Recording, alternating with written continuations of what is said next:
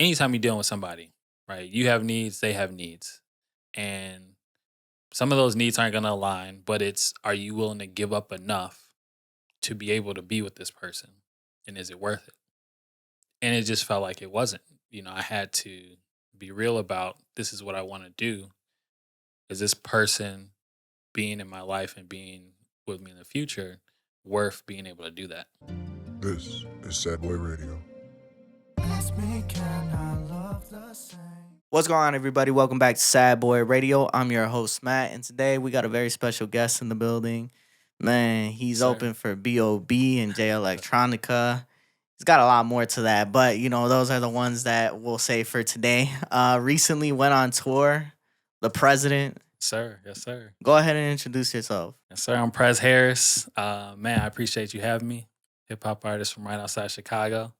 Excited to chat with you, bro. Talk about the experience of being on tour, right? That's not something that many people can say they've done, especially with just their own music. It was definitely a blessing to be able to experience it. And I always tell people there was a lot that went wrong and we just learned a lot from it.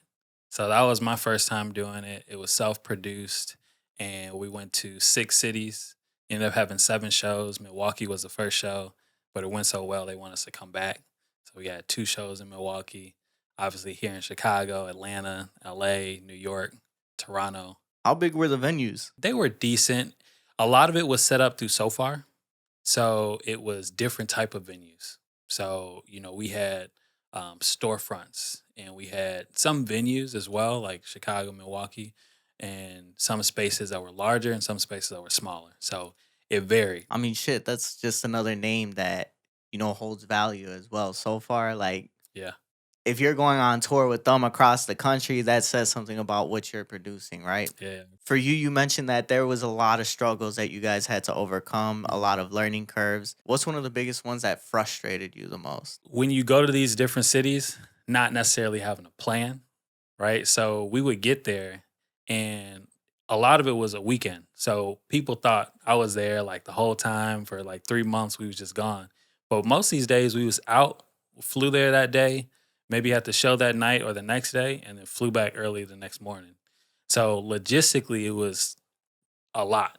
And it was a lot that was packed in because we wanted to get the content, we wanted to experience the city, but we had to get ready for the show, right? We had to make sure everything was smooth there, go through all the sound check, make sure everything was good with the merch. And so a lot of it was our first experience with putting everything together and then making sure everything was in place for the show.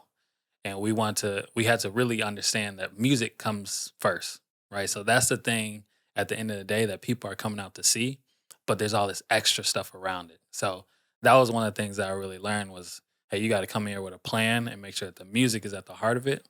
But, there's going to be other things that go on and just happening around that you have to factor in. Because for you, right, as a developing artist, you want to make sure you're doing everything you can to build the brand off of, the show. 100%. But that's one of the things you forget, right? Mhm. Because you're so focused on everything else that you gotta do.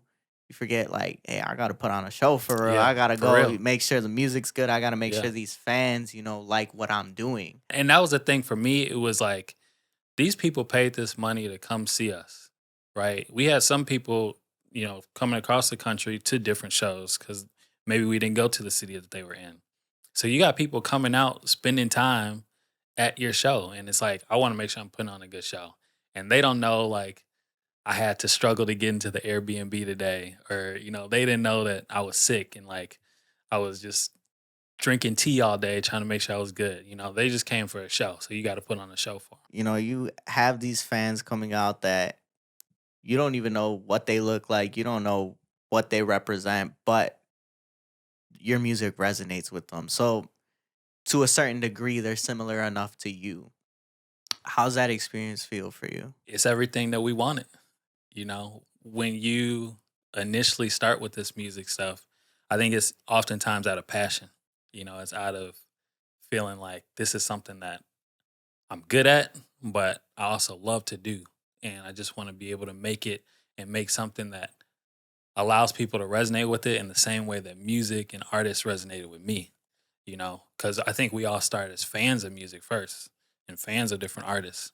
So when we can make music that ultimately gives those fans the feeling that we had listening to other artists, it's a blessing. And I mean, it means more than anything to me. So how has the experience of going on tour and having these fans, seeing their faces, change the way you approach the art? You get that live reaction, that live feedback when you're on tour and you're performing these songs, and there's a certain way that you are able to present it, right? There's a certain way that you want to be able to present it so that fans connect with it most. And there's a certain way that you want to present it so that it connects a story. And so the tour was called Glass Half Empty Tour, and it was based on the project Hourglass. And so it stemmed out of me feeling like, hey, I'm running out of time to really achieve the goals musically that I have, right? And the tour was an extension of that. So I'm sharing people the story of, hey, I'm about to quit music because I'm feeling like I haven't had enough traction to really continue to do this. And so I'm feeling like I'm going to quit, but I end up running into these situations that lead to me creating this tape, and now I'm here on tour with you. So it's like, how do you share that story in a way where it connects with the music? And then we had the merch too. We had like the Don't Give Up shirt. So we connected the merch with the music, with the performance and the story. So everything has to be connected. So now it's helping me think through music a bit more deeply, even more than before, about what's the story and how do we present it, not just in marketing and social media and music videos, but on tour in a way that people can resonate with more than just the music. And that idea that you're running out of time, everybody's felt that in one way or another.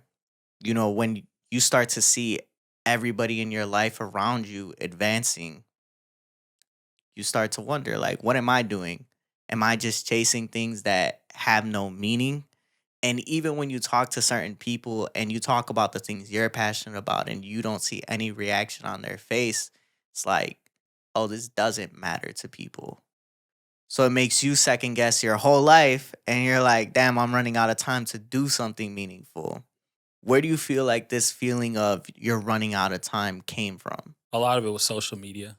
A lot of it was seeing people and comparing my journey to them and seeing people take off and do some of the things where maybe we started at the same place or, they were more consistent or, things started to really take off. Or maybe we didn't. Maybe I started before them and they, ended up taking off before me. And so I was comparing myself a lot. And I think I was also comparing myself to my own expectations of where I thought I would be, where I feel like I should be. And I think I learned from that comparison is a thief of joy. So through going through the tape and making the tape, I recognize everybody has their own journey. And you can't compare yourself to other people because their journey might look way different than yours. Or they might be dealing with some completely different stuff that they're not putting on social media. Or maybe they took a route that they shouldn't have took to get there. So you can't really compare yourself to people and what they got going on because it may just not be for you. And that makes me think of the song Emotionless by Drake, where he says, I always hear people complain about the place that they live, that all the people here are fake and they got nothing to give because they've been staring at somebody else's version of shit. That makes another city seem more exciting than it is. I know a girl whose one girl was to visit Rome. Then she finally got to Rome, and all she did was post pictures for people at home because all that mattered was impressing everybody she's known. Shout out to Drake. The fact that you're saying that, right? You compare your life to everybody else, and you're doing things that you think are gonna make you happy. And when you get it, it doesn't make you happy because you were just chasing after somebody else's idea of happiness. Mm-hmm. And that's what happens when you're comparing your life, right? Yep. That's I don't want to say that, but people who end up with kids, right? A lot of the time they have baby fever. They're comparing the idea of having a kid and raising something Mm-hmm. that of their own. And then Yep. when they get it, they're like, damn. They'll never say like, I shouldn't have done this because that's their Yep. fucking kid. But in the back of some people's minds, it's like, damn, that wasn't the right decision. But I followed what everybody else was doing. Yeah. It's so easy to feel behind, right? That was something in there too. It was like every time I got on Facebook or Instagram, somebody's getting engaged, somebody's getting married, somebody's having a baby. It's like, man, I'm working on music all day. I'm not outside. I'm not, out here trying to date all the time and like meet people. I'm focused on this. So is this taken away from me having that side of life? Do you think that you comparing other people's relationships contributed to the certain topics you talk about in Wrong Side, right? There's a relationship you had that you stayed in for way too long. Mm. Do you feel like that contributed to it? It may have, that was just a different era too. That was a time period where it was like my mindset's in a different place. I know that girl's mindset was in a different place. We just trying to make it work, right? We just doing what kind of like what you said. We just seeing what everybody else is doing. Transparently was in college, so it's like, yo, college, everybody's dating, everybody's doing whatever. So it's like, we doing the same thing. So It why'd you definitely make a threw that. song about it? It definitely hit. It Yeah, definitely yeah. there was definitely some sentiment there if Hmm. you felt the need to create that song. Yeah. So what was it that kept you around for so long? I mean, sometimes it's just like when you end something and it's not good for you, but it feels good at the time, right? And you're thinking about all the positives that come with it that outweigh the bit of negatives that you may feel in that moment, you know? So I think it was a little bit of that. I feel like, you know, being with her made me feel a certain type of way.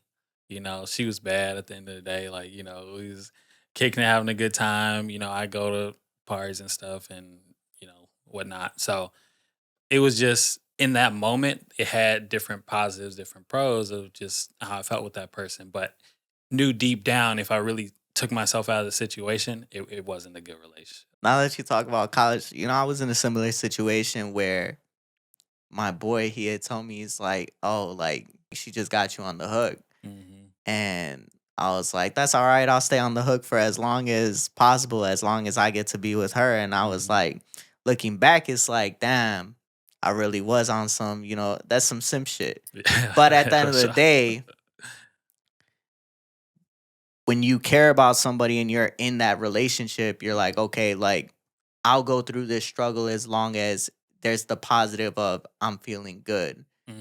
because you don't want to experience that negative feeling that you get when they're gone. Yeah. But you know that, it's not healthy for you. I think it taught me a lot about intentionality because I was in this series of relationships where I wasn't being intentional. And it was people that I knew I really didn't see a future with, but because of the present and how it felt being with them or having somebody in that role for me, then I was okay with it.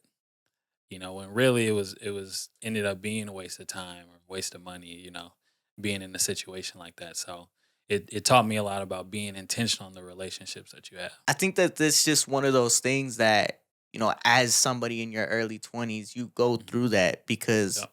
and you can look at it as good, you can look at it as bad. But in that time period, you're learning who you are, and maybe you're learning who you are through other people. Hmm. But you learn what you like and what you don't like, and what you'll tolerate and what you won't tolerate. Yep. A lot of the times, people go through that situation once they've been through an experience that they're like, I don't ever want to feel loss again. Yeah. Because how a lot of people explain it is, you lose somebody that's still alive, but you can't talk to them. Somebody that died, you can accept that, right? You can accept that you can never talk to them again Yeah. because there's that closure. But somebody that you can never talk to again because that relationship just isn't there anymore, Yeah. that's a different type of loss. Yeah. And learning to be intentional with the things that you do, it applies everywhere, right? Not only with dating, but it applies to being intentional about the way you move, being intentional about your actions and where you want to go with it. Just like you asked me, right? What is your end goal? What do you want to accomplish at the end of this? And if you ask me that in a month, my answer will probably be different. So I can be intentional with the way that I move. I can stay humble with everything that I do, Yeah. I have an idea of where I would like to be, Mhm. but I don't necessarily control that 100%. At the end of the day, that's okay, right? I think it more so speaks to your mindset when you can answer that question because goals change, situations change, but being able to speak to this is what I want, this is my plan, this is my strategy to get there because plans work, right? It doesn't matter what the plan is, it'll work if you do. So being intentional about having a goal is more important than what that goal is because it can always shift. And that's how you know you're growing, right? When your plans are changing, you're growing and you're becoming a better version of you because maybe you've already accomplished that goal. Mhm, I forgot who told me this, but I think it might have been Equan or something. mhm, And he had said, like, setting a goal for yourself is limiting yourself mm, because once you achieve that goal, that was everything you ever wanted. So do you just stop or do you set a new goal? And mhm. most people don't know how to set a new goal. Yeah, They become content, they become complacent. Like I was telling you with the million, right? You hit a million and you think, oh shit, my life's about to change. yeah, for sure.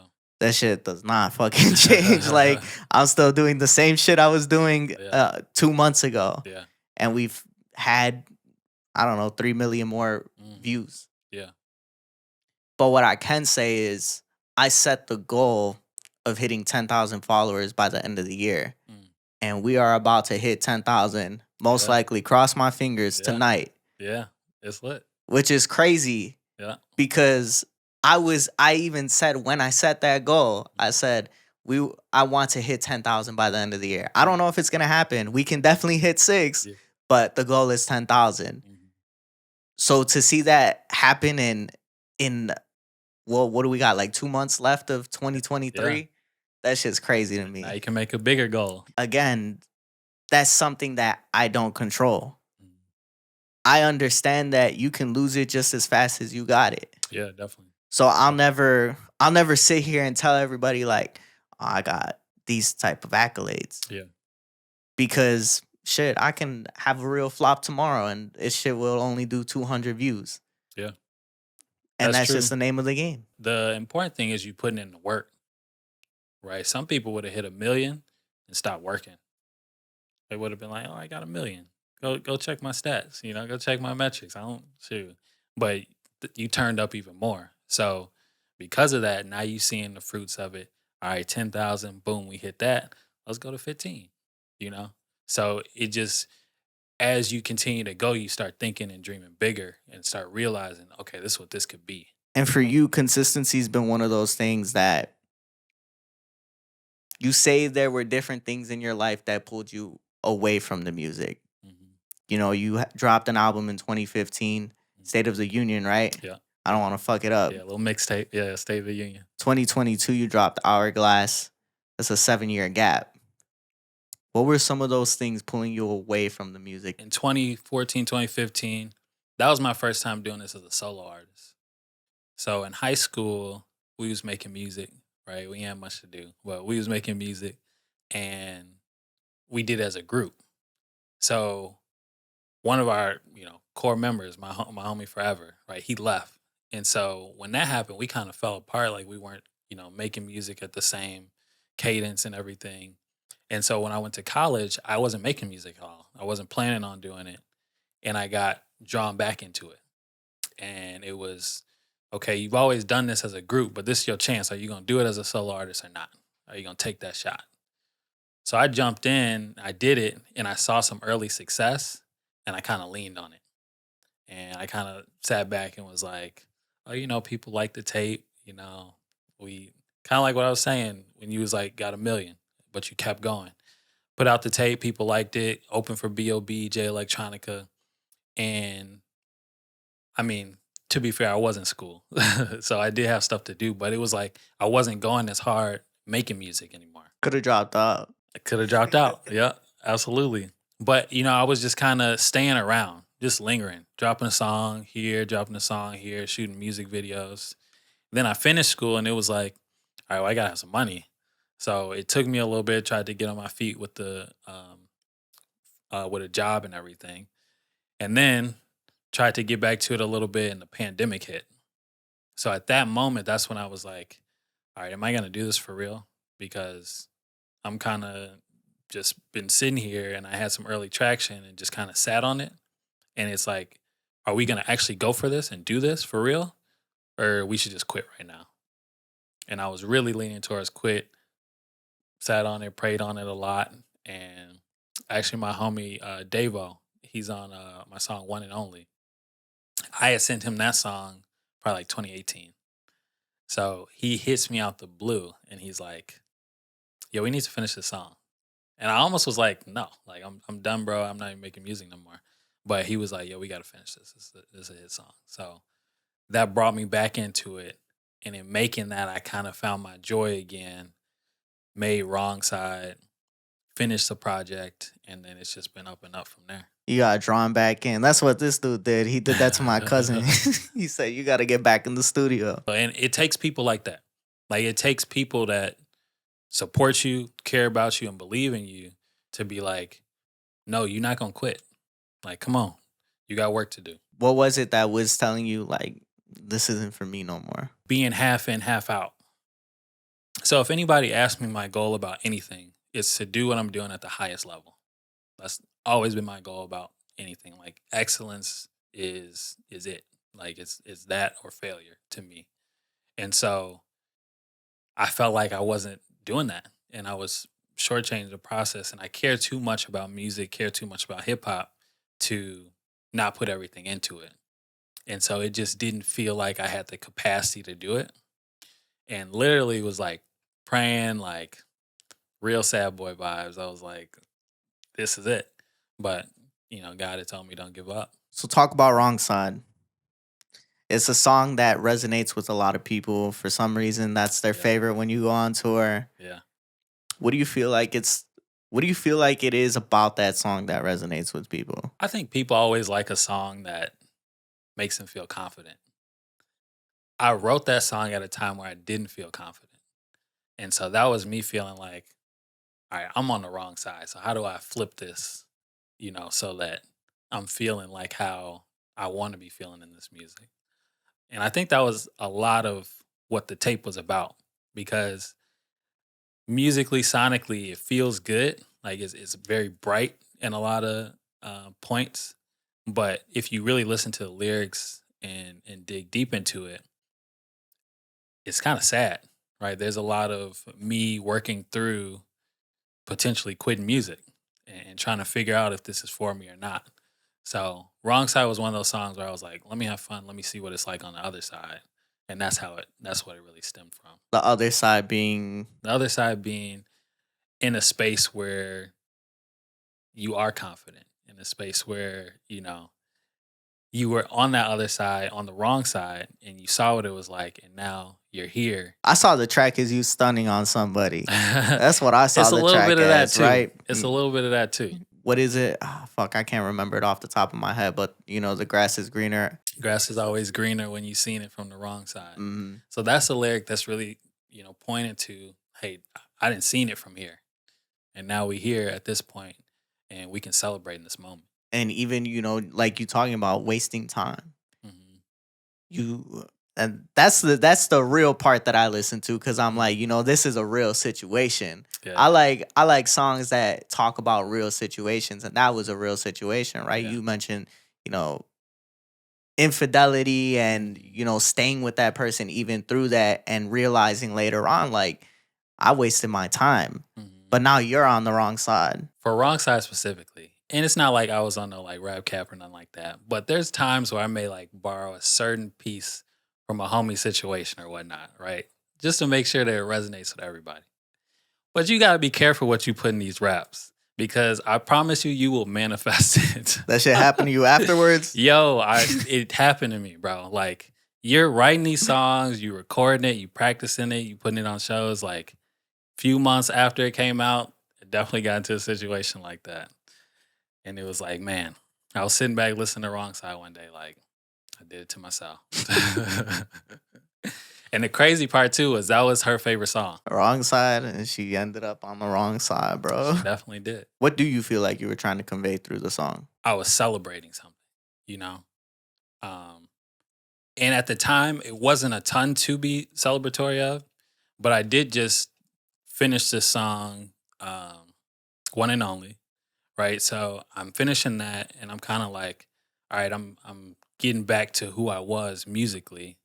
And I hear this beat and it's just like it kind of puts me into this mode of like when I was first making music, right? And getting that early success and being able to perform on these shows, it's like that's who I am, you know. Not this person that's sitting here trying to contemplate if I should do this.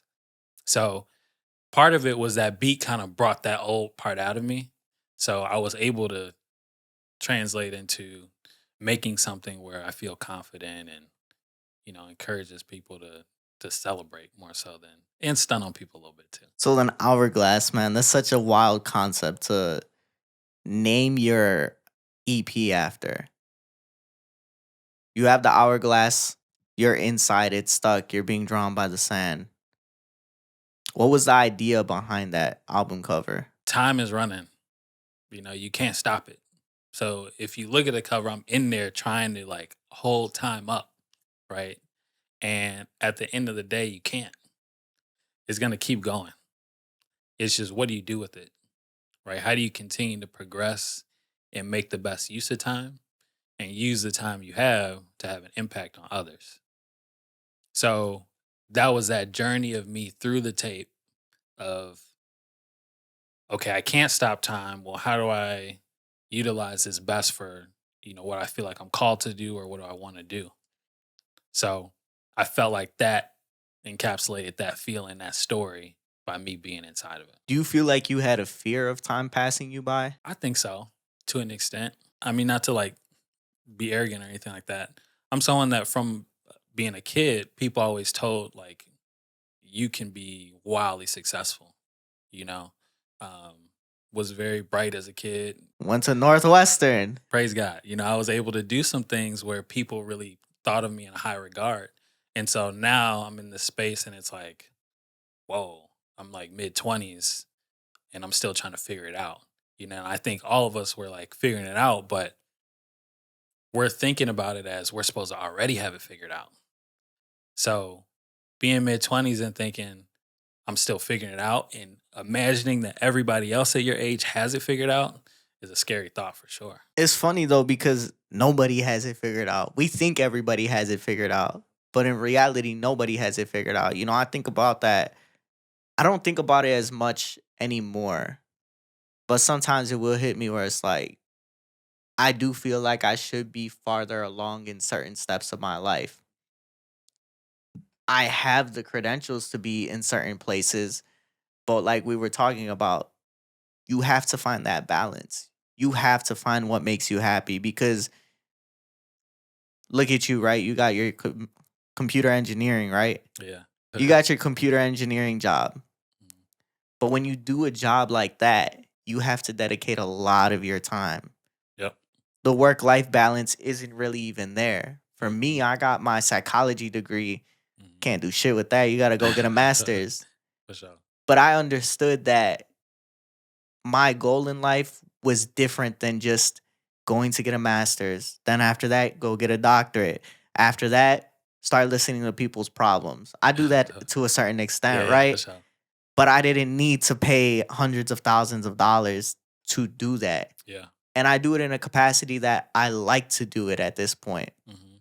I like understanding why artists make the music that they do, the Mhm. experiences that created those stories. Yep. So when you look back at the fact that like we worry so much about if we have it figured out in life, nobody's got it figured out in life, Mhm. especially when you're in your early 20s. Yeah. Shit, you see young teachers. I'm a substitute teacher. Mhm. You see young teachers, they probably went out the weekend before. Yeah, They for got sure. fucked up and they show up Yeah. the next day to work and I be just thinking like about that nothing. now. Yeah. I'll be like, man, my teachers when I was, you know, coming up, they definitely did that. Do you feel like there was a pressure to succeed within a certain time from your family? I don't think they ever put pressure on me to do so. At least not spoken. You know, I think they think of me in very high regard and they're proud of me and I want to make sure that they're always proud of me. But I never had parents and I got an older sister. They were never like that. You know, they want the best for me and they'll push me to succeed. They'll let me know if they feel like I'm not giving 100%, but they never really pressured me to be anything more than what I am. So then, in what ways did you see that pressure start to weigh on you from, the pressure that you created almost? A lot of it was from me. I think a lot of the pressure that people have is put on by themselves by having certain expectations and not living up to them. Some people set expectations where they're lower. I was always somebody that dreamed big. I was always somebody that was like, hey, I'm going to be here, doing this. I'm going to have millions of followers and doing all these things. And realizing that I wasn't there, but also that I wasn't really making progress towards it, but didn't know what to attribute it to. So I think sometimes it takes taking a step back and thinking about, okay, I'm not there, and accepting that. But then how do we get there? Right? What's the strategy? What's the plan that it takes to even do that? Mm. Because you haven't been consistent. You haven't been consistently making music, consistently releasing music. You haven't been out here networking and building community and being in spaces where you're connected with people that are doing the things that you want to do. So you can't expect yourself to be in a position when you haven't put the work to get there. And it takes realizing that, understanding that it's like the gym, right? Everybody wants to be in shape, everybody wants to look good, but when you don't put in that work, who can you be mad at? You could be mad at every single person around you. You could be mad at the people that aren't listening to your music. But when you're not dedicating yourself and doing what you need to do to achieve the goals that you set for yourself, it's almost like, damn, I did it to myself. And then that's where that hating on yourself comes from. Because now you hate yourself for not putting yourself in positions to succeed. Do you feel like you saw that? 100%. How do you feel like it was affecting you mentally? I think mentally it was weighing on me because this was something that I love so much. I love music and I put everything into it. At least at that point, what I felt like was everything. And now I've seen how much really goes into it. And we've put a lot into it the past 3 years to really get it to be where it's at now. And there's even times where I feel like I could have did more. But that mental aspect is important. And that runs everything. So you got to be in a good space mentally to be able to function and do the things that you need to do in this business. I just talked to Mhm. somebody and they dropped like 50 pounds. Mm. I was like, what made you do it? Mhm. Because I'm trying to get right. Yeah, yeah. He's like, I just started to feel down, not only about myself physically, but feeling down mentally. Mm. That aspect of working out and the toll it takes on your mental health, it's Yeah, real. yeah. You start to feel better, you start to see the world better, you just start to think clearer. It's crazy how all that is connected, right? So you got the mental aspect, you got the physical aspect, you got emotional, right? And it's all about habits. What are you doing habitually to stay healthy? Because you catch sickness, right? You don't catch health. So you have to be intentional about being healthy. So what habits are you doing to stay mentally sharp? What habits are you doing to stay physically fit? What habits are you doing to make sure emotionally you can handle the things that you need to do physically? Right? So all that plays and is intertwined together. Especially because, like, you see one go down, everything goes down. I like to focus on the emotional and mental part because when something bad happens to you, a lot of people just shut down. They go into a hole. They don't want to come out. They don't want to talk to anybody. And how do you pull somebody out of a hole that they don't want to get out of? That's why, depression's a real thing. Like, people who cannot get out and function, it's not like they don't want to function, it's that they can't anymore. And, to take it all back to, running out of time, right? That feeling of anxiety, that feeling of that pressure, when you're so anxious that you just shut down, what do you do then, right? Because nobody knows those next steps.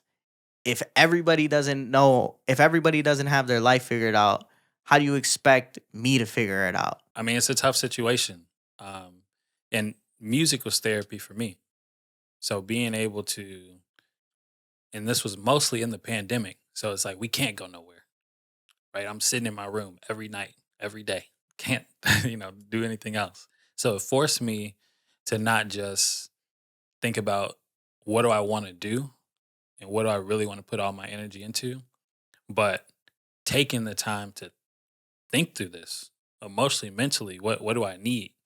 And I was able to translate it to the music and put it all into a body of work. I want to take you back to, one of those songs off Hourglass. Right now, you have a voicemail on there with a girl saying, basically saying, I don't want to do this anymore. I thought we were going to spend more time together. Mm-hmm. That running out of time aspect follows through. Yep. I don't have enough time for myself, let alone you. Mm-hmm. I don't have enough time to accomplish the things that I want to do. So, how do I find that time? And you got to make those sacrifices. For you, you were sacrificing this relationship because now you're chasing something else. But then you also realize, right? I'm sacrificing my money to chase a dream that I don't even know if it's going to pan out. Why? Why do you allow music to take over everything, to drop relationships, to control how you spend your money, to control everything? One is something that I'm passionate about, but two is gotten to a place where I feel like I'm called to do it. And that's what's most important to me is fulfilling a calling that I feel God has on my life.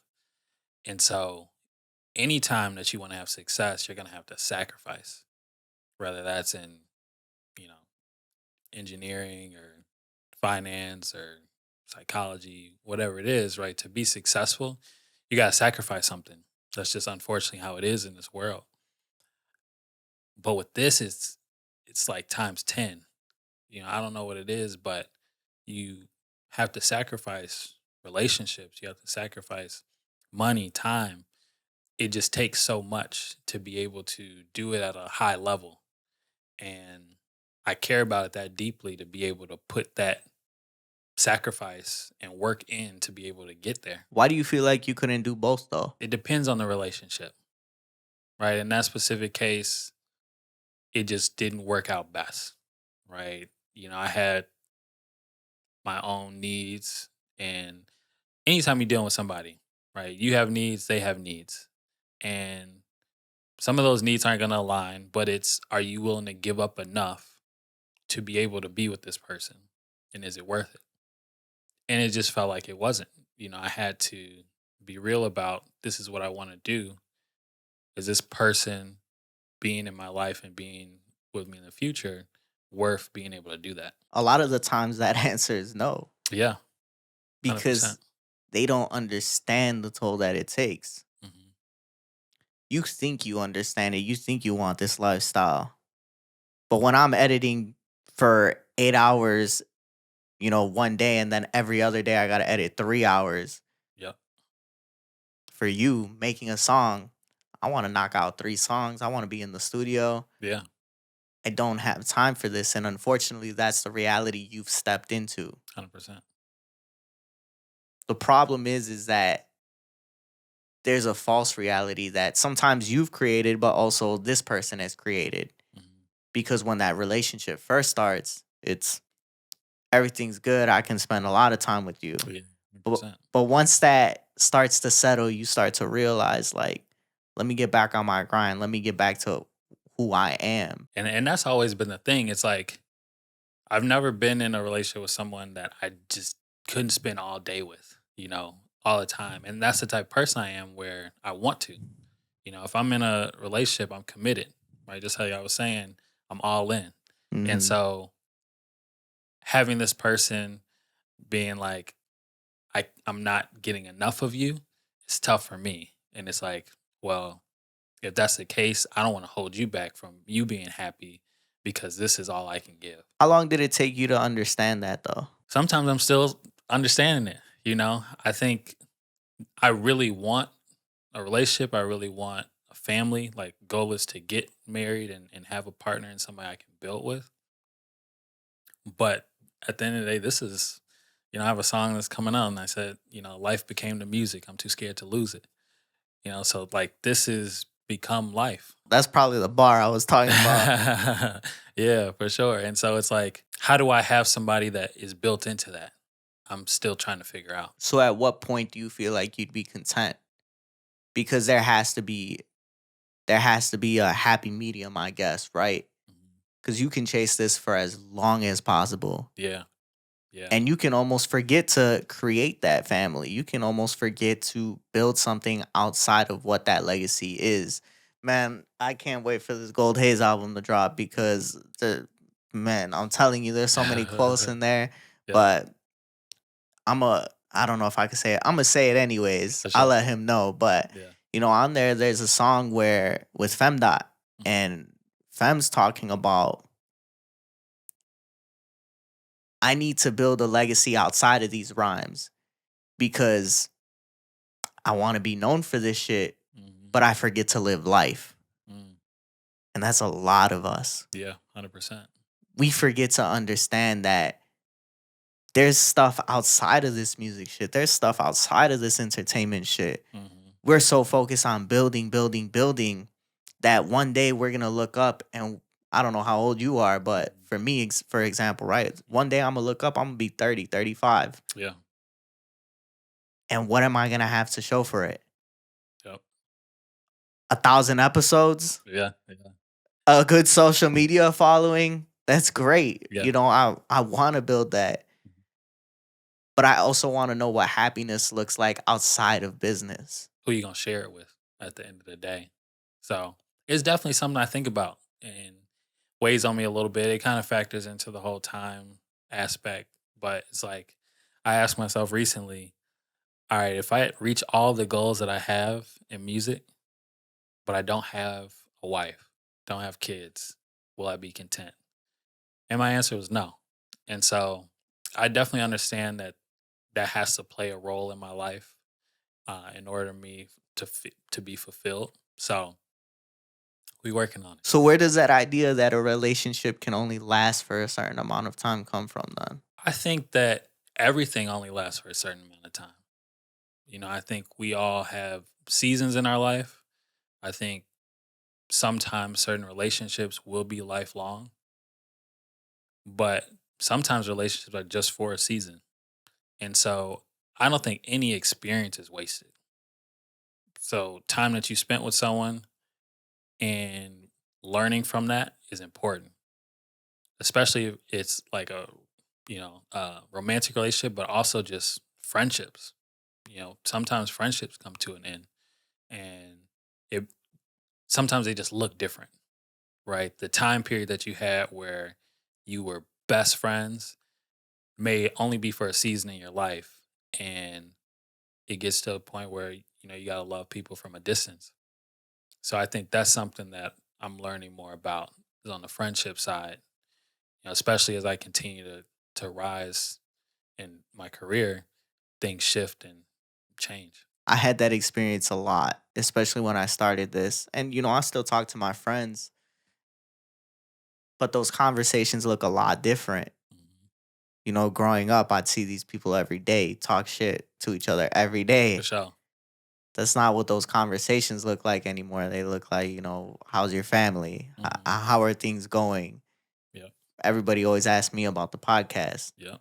And sometimes you just want what those conversations used to be. Man. Yep. You want it to be like, hey, uh, we used to see each other every single day. We used to literally just hang out. Yeah, man. And that's not what it is anymore. So the Hmm. fact that, you mentioned, life happens in seasons. Hmm. Shit, bro. Shit hits. Things change and you can never go back.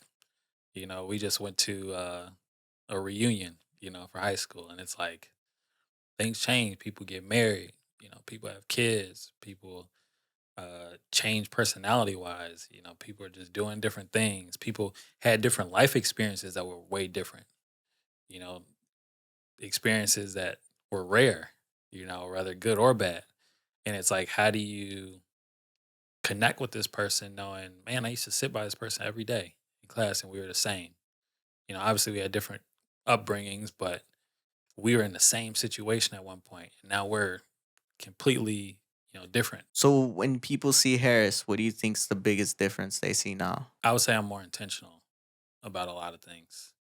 So if I'm spending time with a person, I'm a lot more intentional than I used to be. You used to be on bullshit. Man, I used to be kicking it for sure and talking about nothing for no reason. But even in like conversations, I'm intentional. I'm asking, certain questions because I've learned that at the end of the day, everything is about impact. So how can I impact this person?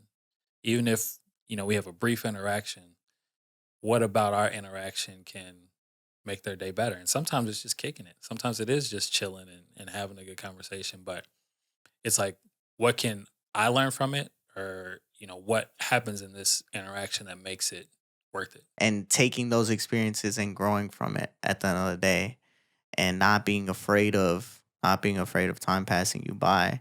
I think that's one of the biggest difference, right? Yeah, Trying to grow from that. 100%. It's one thing that you didn't think about. You grew up, it started to scare you, and now the point that you're at, you got to learn to outgrow that. And like you said, the purpose of the album is understanding that everybody's at their own pace. Mm. Everybody's on their own time, and that's the right time for them. Yep. And that's something that when I read it, I'm like, damn, people need to hear that. Mm. Everybody's on their own time. Yep. You can compare yourself to everybody for as long as you want. But once you understand, like, I'm right where I'm supposed to be and I'll get to where I need to go, At the that's right when you time. that's when you start moving the correct way. Yeah. At least in my opinion. It was a blessing to be able to give people someone that they could compare themselves to and be like, man, I feel the same way. I feel like I'm behind. You feel like you're on the wrong side still? I don't. And so that's what, we're releasing a deluxe in January. And you'll see a lot of the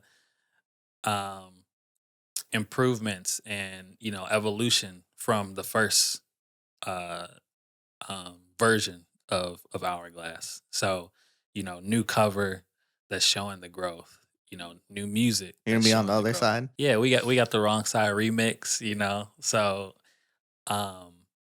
at the end of Hourglass, I have a track Maybe, and that song it's about a girl, real situation with my ex, but it also could have been looked at as my relationship with music. So it has that duality, and it ends with maybe it was young love or maybe we was one. Maybe it was something that I just loved to do back in the day and just gotta let it go. Or maybe this is something that is really a part of me. And so you get the answer, the evolution of that in the deluxe too. So it's a lot of growth between the original and the deluxe. And I want people to see that part of the journey too. Is like you can be in this space, but if you recognize this is your race, this is your journey, and you just work it and do what you feel like you're called to do, you won't feel like that anymore. I didn't even think about that after that Appreciate you. meeting. But that's raw, man. Man, shit. I appreciate you coming through, bro. Man, It thank was you. dope having you on. That shit, conversation was smooth, and I appreciate it was just great chopping it up. Soundboy Radio. Sad boys for real. Make sure you guys go ahead, like, comment, and subscribe. Make sure you go ahead, check out Prez Harris on all distributing platforms, right? Yeah. He don't got Everything. State of the Union on there, but go check it out on SoundCloud. For sure. Make sure you fuck, I said that. Sad boys for real. Peace out. This is Sad Boy Radio. Broken pieces, who's to blame?